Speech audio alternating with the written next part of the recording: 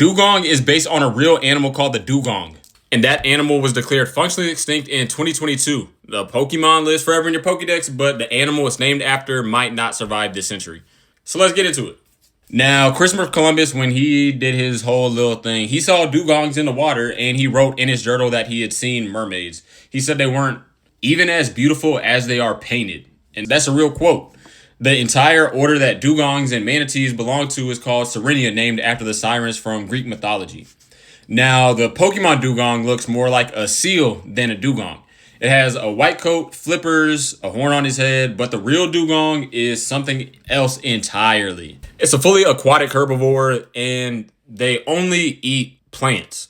And even more specifically, they graze on seagrass beds along the coastlines of the Indo-Pacific, and they can live 70 plus years. They're gentle, slow, and completely harmless to humans. Kind of like manatees, for real.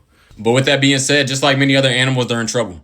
Dugongs are listed as vulnerable to extinction globally, and in specific regions, they're actually critically endangered.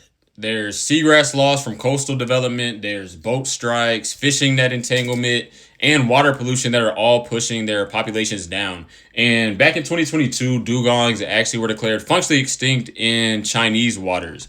And they're declining fast across Southeast Asia and parts of the Indian Ocean as well. So the Pokemon dugong gets to live forever in our Pokédexes, but the real dugong, the animal that inspired the mermaid myth, the origin of the name, it might not even make it another century to see if seagrass ecosystems keep on disappearing. So Game Freak actually did name a Pokemon after it, and the least that we can do is actually acknowledge that it exists.